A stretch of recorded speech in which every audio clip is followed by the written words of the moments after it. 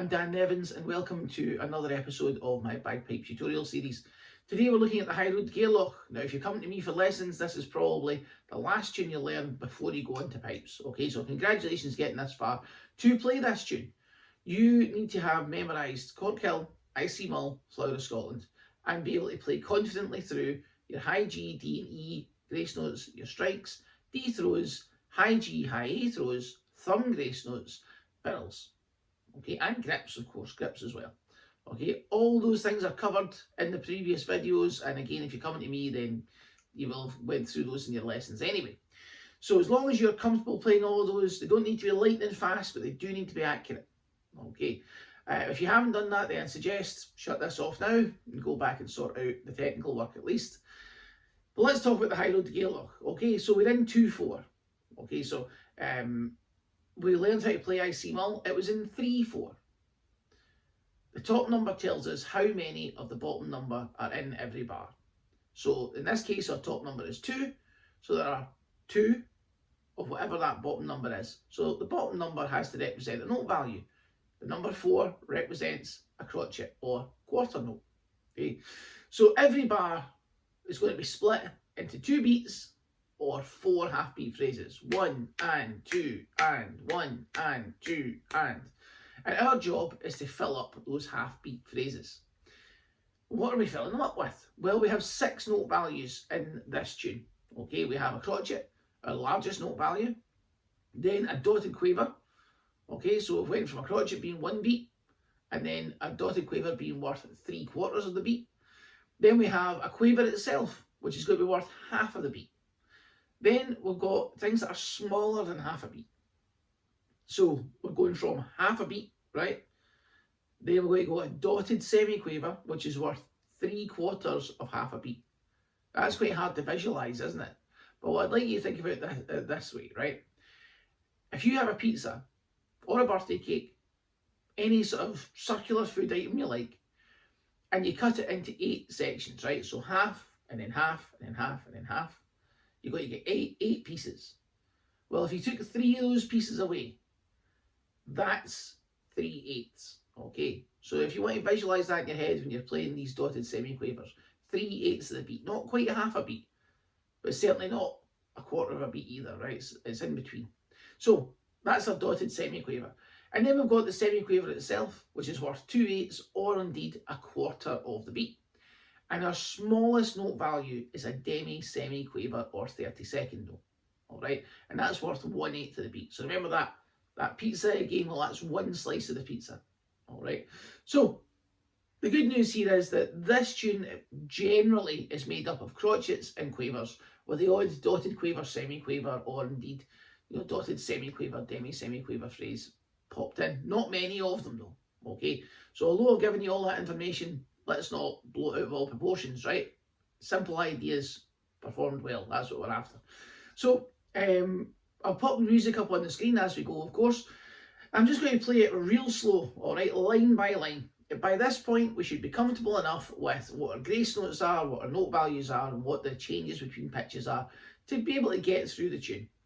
Remember, this is just a guide. So I'm going to play each line. At the end of each line, I will say, a great place to pause, rewind, and review. Make sure you're doing that, okay? Use the tools. So here we go. This is line 1, all 4 bars, really slow.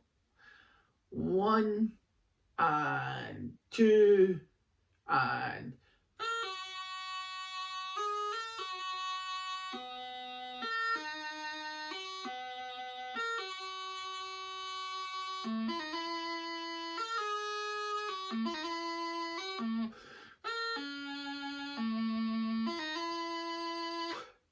There you go. So that's line 1, okay? Again, pause, rewind, review.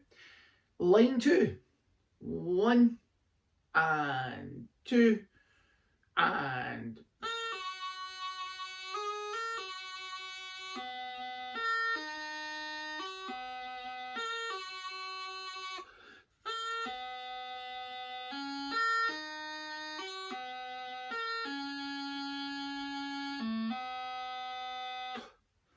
Okay, again, pause, rewind and review.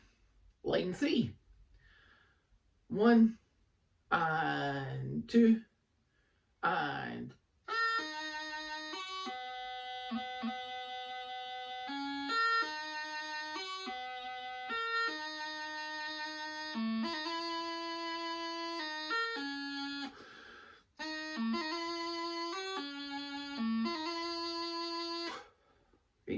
And then the very last line, 1 and 2 and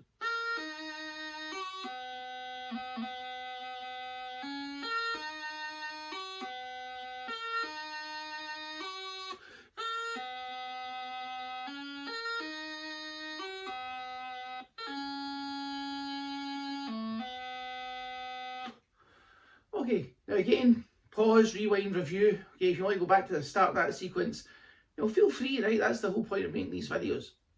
Now, just some bits and pieces I want to point out before we go any further. What you'll notice is, as we bring up the score, that we have colour-coded bars. So the tune goes pink, green, pink, blue, red, yellow, red, blue. Fair enough.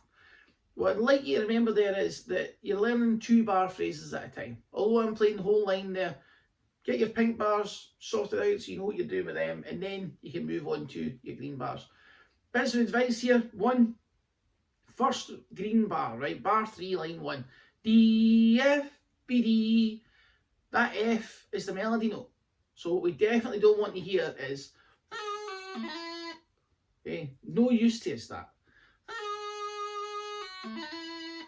The advice I often give is, stay on the F until you have to move off it. As soon as your middle finger sounds that E, or drops and sounds that E, I should say, get right down onto the low G. F, E, low G. Right, get us into the D throw. So the bar would be,